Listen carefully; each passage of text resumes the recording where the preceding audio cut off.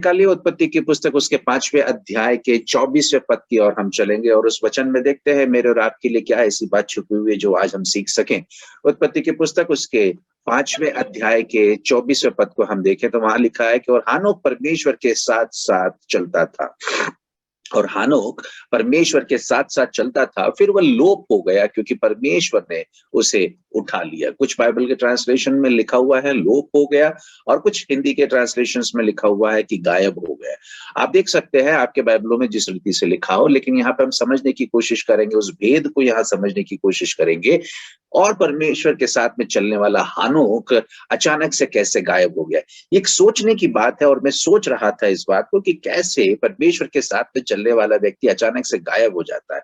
गायब क्यों हो गया, एक सवाल क्या मेरे और आपके अंदर उठता है या नहीं उठता है, ये सोचने की बात है। मेरे अंदर तो यह सवाल उठा कि वो गायब कैसे हो गया। आज की सुबह सोच करके देखिए कहीं आपके अंदर यह बात आई या नहीं आई कि हानोक गायब क्यों हो गया।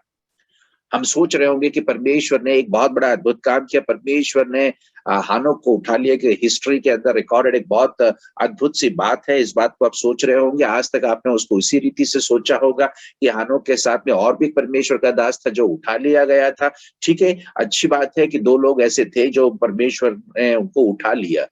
हानोक जब गायब हो गया तो मेरा सवाल ये था कि हानोक जैसा गायब हो सका वैसे मैं क्यों नहीं गायब हो सकता हूं।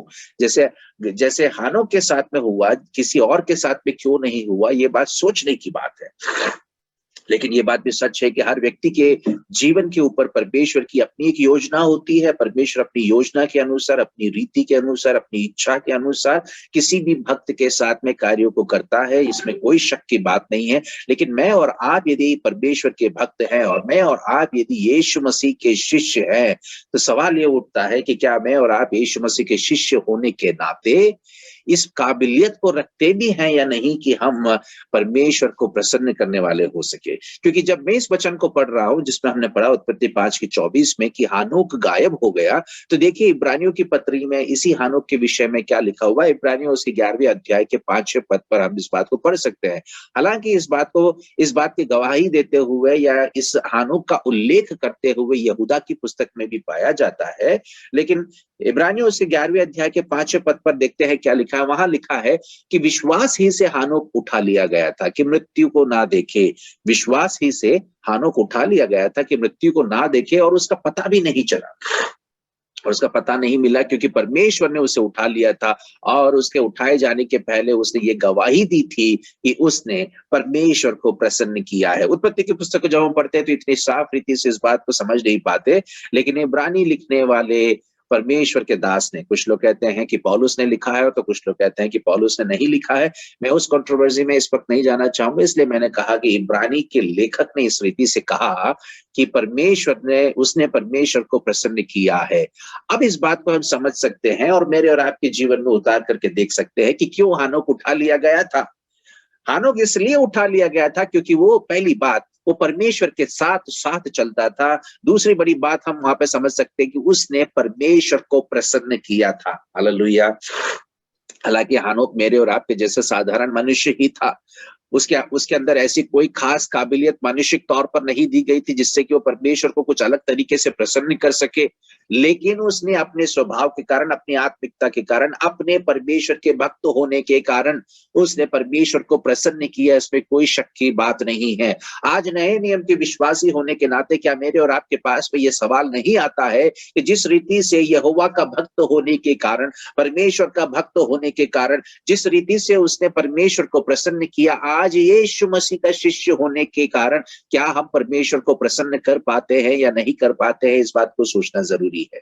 मेरा चाल चलन किस रीति से है, क्या इस बात के ऊपर हम गहन विचार कर पाते हैं या नहीं कर पाते हैं, इस बात को जरा सोचना जरूरी है।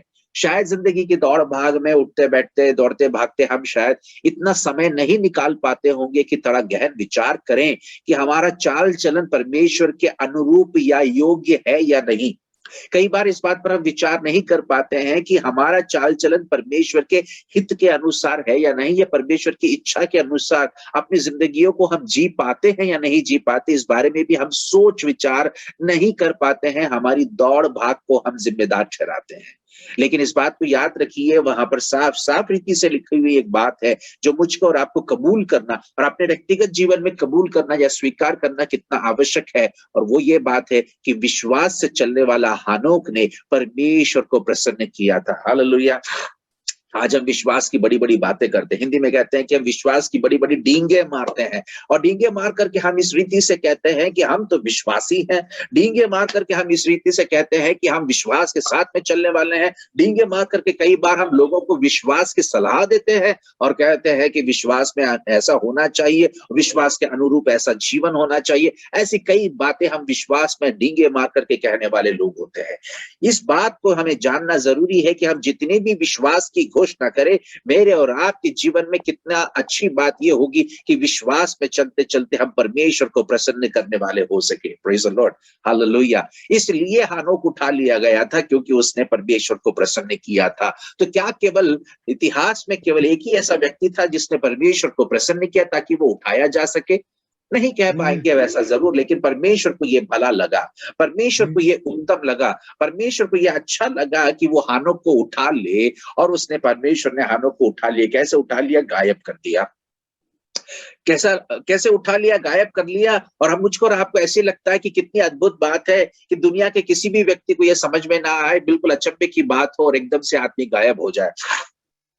एक बात समझना जरूरी है, हर एक व्यक्ति ऐसे अद्भुत कार्यों की चेष्टा करता है यानी कि इच्छा रखता है। हर एक व्यक्ति इच्छा रखता है कि उसके साथ में भी कुछ ऐसी अद्भुत बात हो, मैं चलूं तो मेरे आसपास के लोग मुझे पहचानने लगे कि ये व्यक्ति कुछ अजीब है, ये व्यक्ति कुछ अलग है, ये व्यक्ति आश्चर्यों से भरा हुआ व्यक्ति है। इस रीति से विश्वास करने वाले मैं और आप हैं। लेकिन हम इस बात को नहीं समझ पाते कि इसके पीछे कितनी मेहनत छुपी हुई होती है। हम इस बात को कभी नहीं समझ पाते कि इसके पीछे यानी कि परमेश्वर के साथ साथ चलने के लिए कितनी मेहनत करनी पड़ती है। हालेलुया। जितने विश्वास में पुराने हैं वे इस बात को अच्छी रीति से समझ पाएंगे कि परमेश्वर के साथ साथ में चलना कितना मेहनत का काम है, साथ ही साथ उतनी ही आनंद का भी बात है। हालेलुया। परमेश्वर के साथ साथ में चलना उतना ही आनंद हमें देता है, उतना दिलासा हमें देता है, लेकिन साथ साथ चलना इतनी आसान बात नहीं है जैसे कि बाजार में हम चल रहे हो। हालेलुया। लेकिन परमेश्वर के दास के लिए जरूरी है, परमेश्वर के एक विश्वासी के लिए जरूरी है, परमेश्वर के भक्त के लिए जरूरी है कि वो अपनी जिंदगी की हर दौड़ में, चाहे वो कहीं पर भी क्यों ना रहे, विश्वास में मजबूती के साथ में ऐसा चले कि वो परमेश्वर को प्रसन्न करने वाला हो सके। अगर आप उत्पत्ति की पुस्तक को अगर ध्यान से पढ़े तो वहां पर 5:24 को अगर ध्यान से पढ़े और उसको जरा अंग्रेजी में भी अगर आप पढ़े तो वहां पर इस रीति से लिखा है कि एंड इनॉक वाज नॉट, यानी कि वहां पर वो था ही नहीं। यानी कि उसने अपने आप को इतना धूमिल कर लिया था। धूमिल का मतलब है कि उसने अपने आप को इतना कम कर लिया था कि कहीं पे वो दिखाई नहीं देता था, हर समय परमेश्वर दिखाई देता हो। हालेलुया। इस भाषांतर को मैं थोड़ा समझने की कोशिश कर रहा हूं कि उसको इस रीति से हम समझ लें कि हानोक परमेश्वर के साथ साथ में चलते चलते हानोक का खुद का व्यक्तित्व, खुद की एक आइडेंटिटी, खुद की एक पहचान उसने इतनी कम कर ली थी कि केवल उसके जीवन से परमेश्वर ही दिखने पाए। उस रीति से उसने अपने आप को समर्पित कर दिया था कि हानोक जब चलता था तो हानोक को खुद के परिचय की नहीं पड़ी थी, कोई परवाह नहीं थी, खुद के व्यक्तित्व के विषय में कोई परवाह नहीं थी, लेकिन वो सोचता तो सिर्फ इतना ही था कि मेरे द्वारा परमेश्वर दिखने पाए। हालेलुया। जब हानोक की बात होती तो परमेश्वर दिखाई दे, हानोक के जीवन के विषय में बात हो तो परमेश्वर के नाम की महिमा हो। इस रीति से हानोक ने अपने आप को समर्पित कर दिया। इस रीति से वहां पर हम देख पाते हैं। मेरे प्यारे भाइयों बहनों, मैं आज की सुबह आपको एक बात बताने की कोशिश कर रहा हूं, क्या हमारा जीवन वैसा हो सकता है या नहीं हो सकता है? इस बारे में हमने सोचा है कि हमारा खुद का व्यक्तित्व, हमारा खुद का परिचय किस रीति से होता है? जरा इस बात को हम सोच पाए हैं? आज सुबह मेरा परिचय देने वाले परमेश्वर के दास मेरे मित्र पास्टर सुनील ने मेरे बारे में एक परिचय दिया, लेकिन जमाने में चलते समय, लोगों के बीच में चलते समय, हमारे पड़ोस में, हमारे रिश्तेदारों के बीच में, हालेलुया, हमारे उठते बैठते आसपास के लोगों से मिलते समय सब हमारा परिचय किस रीति से जाता है, इस बारे में भी जरा सोचना जरूरी है। क्या मेरे परिचय में मेरे परमेश्वर के नाम की महिमा होती है? इस बारे में सोचना जरूरी है, क्योंकि वहां पर हानोक के विषय में लिखा है कि हानोक ने अपने आप को इतना धूमिल कर लिया था इतना कम कर लिया था कि उसकी पहचान उसकी नहीं थी, उसकी पहचान उसके सर्वशक्तिमान परमेश्वर की थी। हालेलुया। तो मेरे और आपके साथ में भी ऐसा होने पाए कि हम जब चले तो हमारे जीवनों के द्वारा परमेश्वर के नाम की महिमा हो, हमारा हम खुद परमेश्वर के सामने खुली किताब ऐसी बन जाए, एक ऐसी खुली किताब बन जाए जिसके द्वारा परमेश्वर दिखने पाए। हालेलुया। इन दिनों में भी मैं कुछ लोगों से जब मिल रहा था तो मैंने कहा था परमेश्वर के सुसमाचार को अगर हमें आगे बढ़ाना है, आज सुसमाचार को फैलाना जितना मुश्किल हो गया है, इतना पहले मुश्किल शायद कभी किसी ने महसूस नहीं किया होगा। आज हम किताबें लेकर के लोगों के बीच में जाकर के प्रचार नहीं कर पाते, पर्चियां बांट करके लोगों के बीच में प्रचार नहीं कर पाते, ना ही लोगों के बीच में चल करके सीधे सीधे यीशु मसीह की जय बोल करके हम कहीं पे भी किसी के भी घर में घुस नहीं पाते। आज मैं और आप किस रीति से सुसमाचार का प्रचार करेंगे, इस बात को भी जरा सोचना जरूरी है।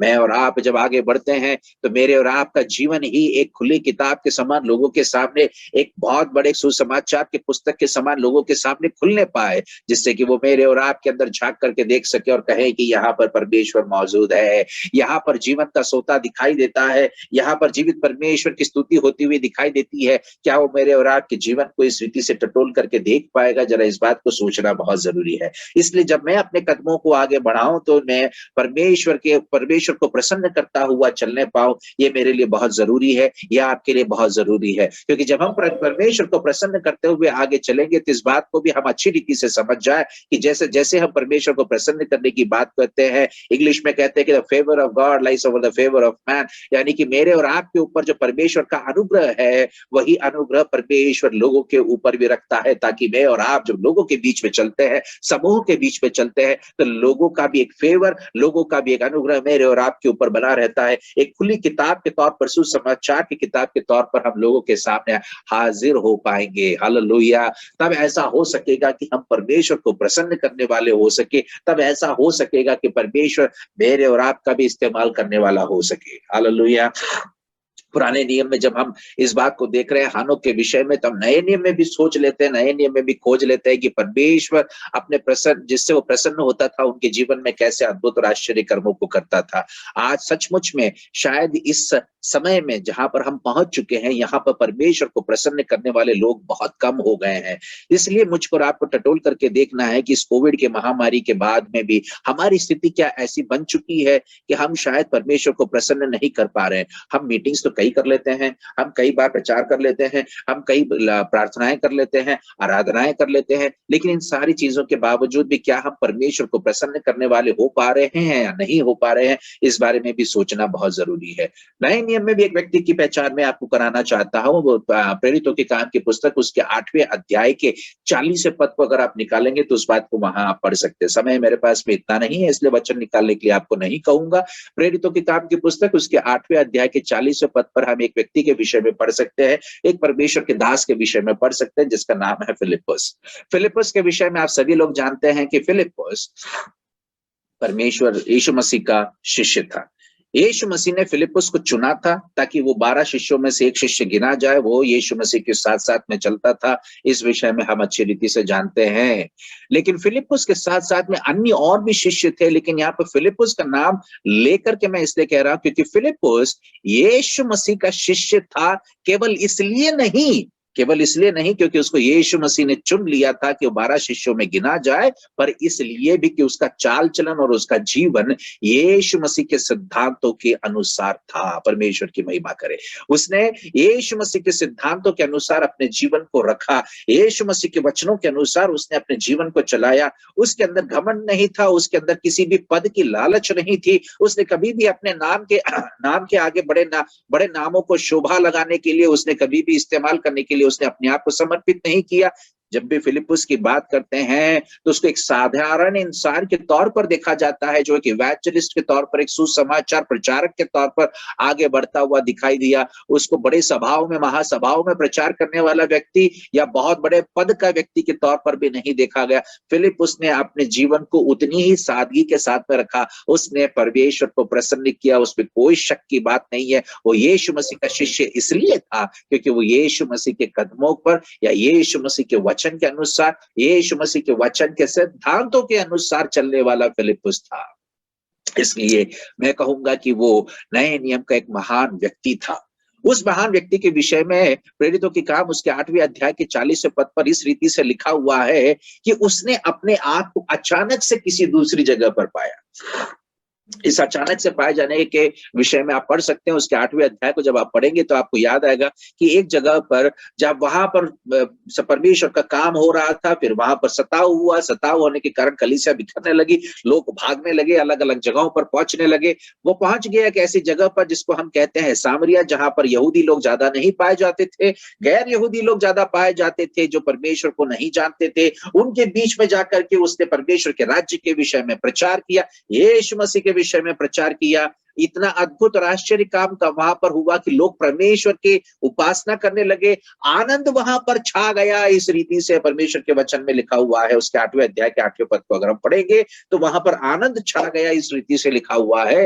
लेकिन उसके बाद में वहां पर परमेश्वर ने कहा कि तेरा काम यहां से थोड़ा सा अलग हटाना पड़ेगा। वहां पर देखो रथ पर कोई चला आ रहा है, उसको जाकर के तुझे सुसमाचार सुनाना है। वो पहुंचता है, उस व्यक्ति को सुसमाचार सुनाता है। उसने किस व्यक्ति को सुसमाचार सुनाया, ये कहानी आपको पता है, इसलिए मैं उस पर नहीं जाता। उस व्यक्ति को उसने सुसमाचार सुनाया, उस व्यक्ति का उसने बपतिस्मा कराया। वहां पर लिखा है कि बपतिस्मा करने के बाद जैसे ही वो पानी से बाहर निकला, हालेलुया, वहां पर लिखा आत्मा ने उसको वहां से हटा लिया था और उसने अपने आप को फिर किसी दूसरे जगह पर पाया।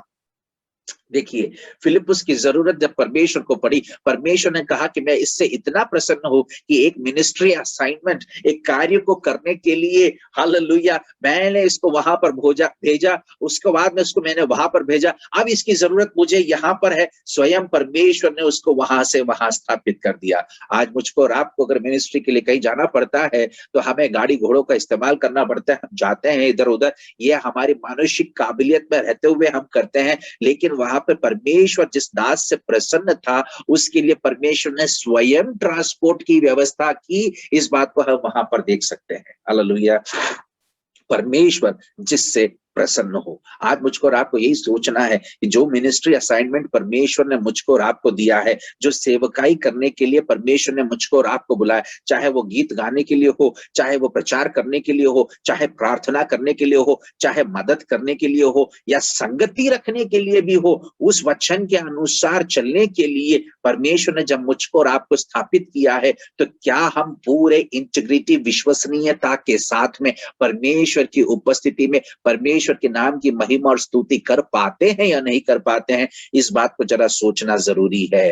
हानुक यूं ही नहीं गायब हो गया था, फिलिप्पुस यूं ही नहीं गायब हो गया था। उनके पीछे की मेहनत की कहानी शायद हम नहीं सुनना पसंद करते। हमने तो उनके साथ में जो अद्भुत कार्य हुआ है वो हमारे जीवनों में चाहते हैं। हालेलुया, जमाना ऐसा है और हम शायद जमाने के अनुसार चलते हैं। मेहनत कोई करना नहीं चाहता है, लेकिन मिठाई हर कोई खा जाना चाहता है। ऐसे एक अवस्था में हम पहुंच चुके हैं कि जितनी मेहनत जिस पीछे होती है उसके बारे में हम विचार नहीं करना चाहते, लेकिन उसके आगे की बातों को हम जान लेना चाहते हैं। हालेलुया, इस बात को जानना बहुत जरूरी है कि हम परमेश्वर को प्रसन्न करने वाले हो सके। यूं ही कोई गायब नहीं हो गया था, वो इसलिए गायब हो गया था क्योंकि उसने परमेश्वर को प्रसन्न किया था। हालेलुया, अलावा उसके मैं आपको कुछ बातों को बताने की कोशिश कर रहा हूं।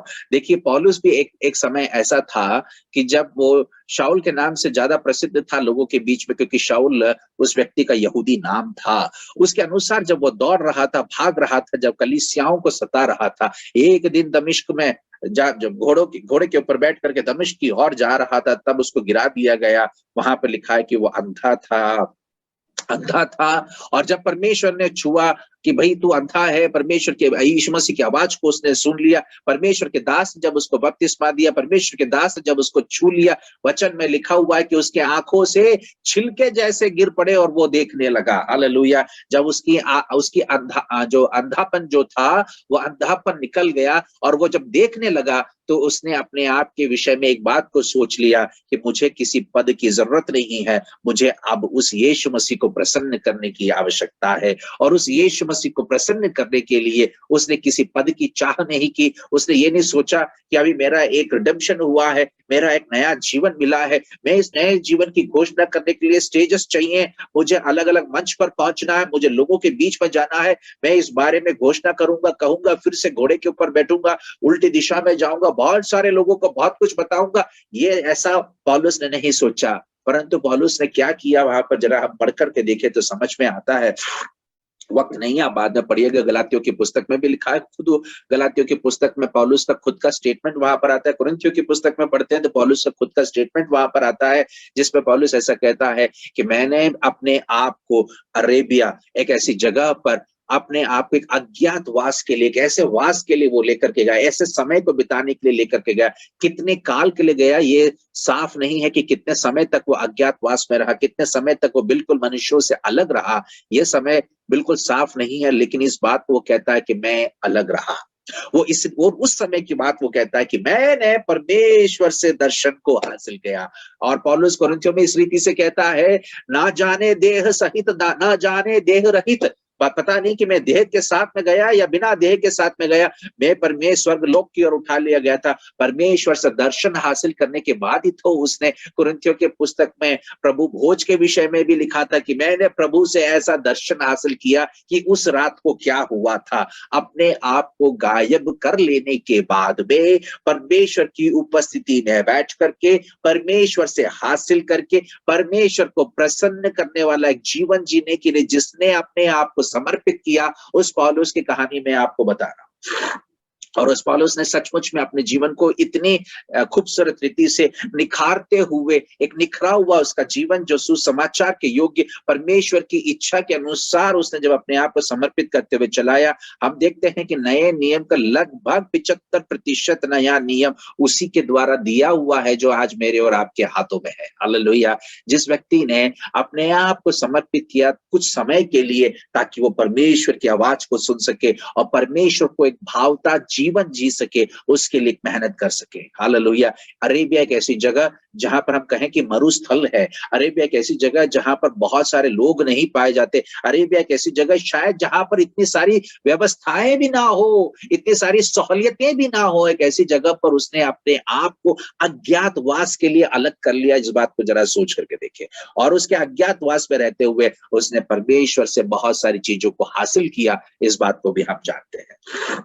हालेलुया। आज मेरे और आपके जीवन में अब हमें जरा समझ करके देखना होगा, जांच करके देखना होगा कि अगर ऐसा एक जीवन हमें मिले तो क्या हम अपने आप को ऐसे अज्ञातवास में रखेंगे, अपने आप को क्या हम ऐसा गायब कर लेंगे कि नहीं, आज मैं परमेश्वर से कुछ हासिल करूंगा और उसके अनुसार अपनी जिंदगी को जीने की कोशिश करूंगा। मेरे हिसाब से आज के दिन बिल्कुल उल्टा होता हुआ दिखाई दे रहा है। इसलिए मुझे और आपको भी जरा जांच लेना जरूरी है कि क्या हम अपने आप को परमेश्वर की योजना के लिए समर्पित करते हैं, कि क्या हम अपने आप को परमेश्वर की वाणी को सुनने के लिए या परमेश्वर को प्रसन्न करने वाला जीवन जीने के लिए, एक अज्ञातवास के लिए या एक ऐसे वास के लिए समर्पित करते हैं जिसमें मानुषिक तौर पर मेरी महिमा नहीं लेकिन मेरे अंदर परमेश्वर की महिमा हो। इस रीति से क्या हम अपने आप को परमेश्वर के सामने समर्पित कर पाते हैं, या चंद बातों के लिए, मनुष्यों को खुश करने के लिए या मनुष्यों के बीच में अपने नाम की वाहवाही के लिए क्या हम अपने आप को मनुष्यों के सामने समर्पित कर देते हैं और परमेश्वर की इच्छा को छोड़ करके मनुष्य की इच्छा के अनुसार चलने के लिए अपने आप को समर्पित करते हैं। इस बात को सोचना भी बहुत जरूरी है। ज्यादा वक्त नहीं लूंगा, 5 मिनट में खत्म करना चाहूंगा क्योंकि उतना ही समय मुझे दिया गया है। यहाँ पर देखिए, मैं एक व्यक्ति का परिचय आपको कराता हूं जो यीशु मसीह के साथ साथ में चलता जरूर था। जैसे मैंने कहा था थोड़ी देर पहले कि डींगे भी मारता था विश्वास की और कहता था कि मैं यीशु मसीह तुझे छोड़ करके कहीं नहीं जाऊंगा। ऐसा व्यक्ति, जब यीशु मसीह के साथ साथ में चलने वाला एक व्यक्ति, जब यीशु मसीह हिरासत में ले लिया गया था, फिर भी वो यीशु मसीह के साथ में कदमों को बढ़ाता रहा, चलता रहा। लेकिन महायाजक के आंगन में जब पहुंच गए थे लोग, तब वहां पर वो नहीं था क्योंकि वहां पर वो गायब हो चुका था। महायाजक के आंगन में चलते चलते व्यक्ति, जो एक और शिष्य जो था, उसने जब पलट करके देखा तो देखा कि साथ में चलने वाला शिष्य गायब हो गया है। मेरे और आपके साथ में शायद आज ऐसा ही होता है। यीशु मसीह के साथ में चलते जरूर है, लेकिन यीशु मसीह के साथ में खड़े होने की जब बात आती है, तो महायाजक के आंगन के बाहर ही हम गायब हो जाते हैं। पलट करके शिष्य ने देखा कि पतरस गायब है, इसलिए बाहर निकल करके पतरस को खोजा और फिर बाहर वापस अंदर लेकर के गया। उसके पीछे भी बहुत सारी रहस्य की कहानी है जो हम उसको खोल सकते हैं, लेकिन इस वक्त नहीं है। लेकिन बताने की कोशिश कर रहा हूं कि वहां पर जैसे पतरस गायब हो गया था, हम भी शायद अपने कदमों को ठंडा कर लेते हैं मसीह के साथ के चाल चलन में, और अपने आप को परमेश्वर के नाम की महिमा के बजाय उस परिस्थिति से अपने आप को कुछ समय के लिए ही सही गायब कर लेते हैं। हालेलुया। मेरे और आपके लिए जरूरी है कि मानुषिक तौर पर, मानुषिक विचार के अनुसार नहीं, लेकिन परमेश्वर की इच्छा के अनुसार हम अपने आप को समर्पित कर सके, ताकि अगर गायब हो तो उसमें परमेश्वर के नाम की महिमा हो सके। यदि मुझको और आपको अफसोस है कि हम गायब नहीं हो पाए, तो मैं ये कहना चाहूंगा कि यीशु मसीह के शिष्यों के लिए अफसोस करने की जरूरत नहीं है, क्योंकि हम नए नियम के विश्वासी इस बात पर विश्वास करते हैं, एक दिन आ रहा है जब हम फिर से गायब होने वाले हैं। हालेलुया।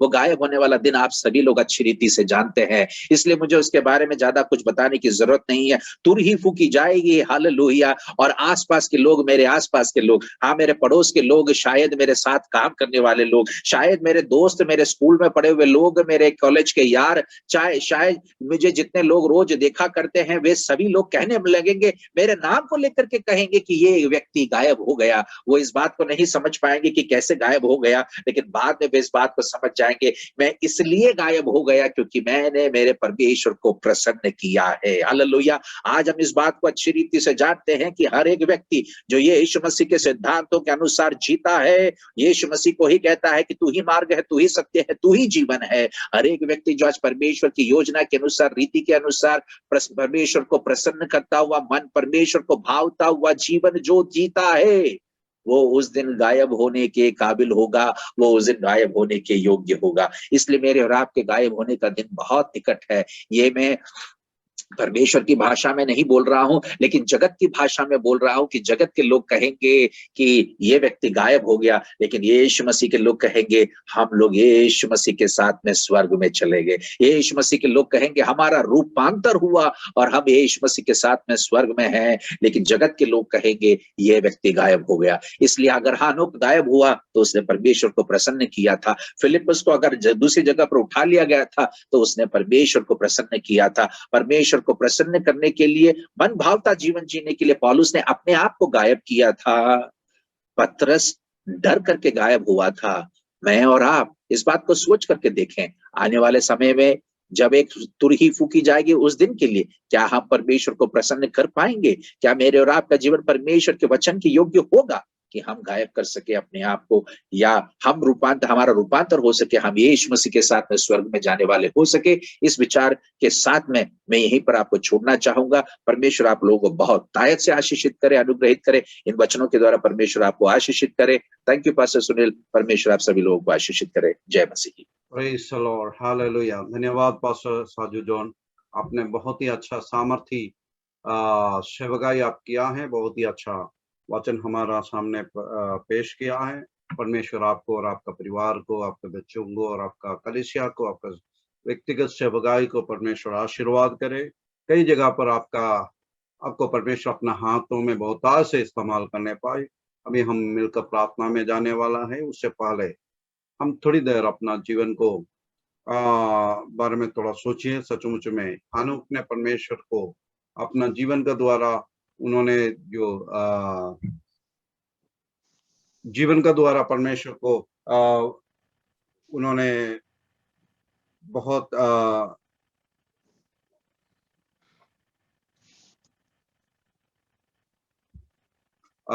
परमेश्वर की इच्छा के मुताबिक चला है। इसलिए परमेश्वर ने जो उनका वक्त पर परमेश्वर ने उन्हें उठा लिया गया। उसके बाद हम फिलिप्पुस के बारे में, फिर पतरस के बारे में सुना है। सचमुच में हमारा जीवन के द्वारा परमेश्वर का महिमा होना चाहिए, हमारा जीवन का द्वारा परमेश्वर का ऊंचाई होना चाहिए। केवल हमारा कलीसिया में नहीं, लेकिन हमारा आजू बाजू में, हम जिस समाज में रहता है वहां भी परमेश्वर का नाम की महिमा करना चाहिए। आइए हम अपना जीवन को प्रभु का हाथों में समर्पित करेंगे। इस समय मैं और एक बार धन्यवाद देना चाहता हूँ विशेष रूप से हमारा सिस्टर लताफ दिलीप हमारे साथ जुड़ गया है, और हमारा प्रिय मित्र सोनू कुमार बाबू पास्टर हमारा साथ जुड़ गया है, और हमारा मध्य में पास्टर येशुदास भी हमारे साथ जुड़ गया है, वो मेरा प्रिय मित्र है। और हम प्रार्थना में जाएंगे, विशेष रूप से परमेश्वर का दास को प्रभु का हाथों में समर्पित करें। उपस्थित हर एक व्यक्तियों को प्रभु का हाथों में समर्पित करते हुए अभी हमारे मध्य में पास्टर येशुदास आखिरी प्रार्थना करेंगे। पास्टर सोनू कुमार बाबू आशीर्वाद की प्रार्थना करेंगे।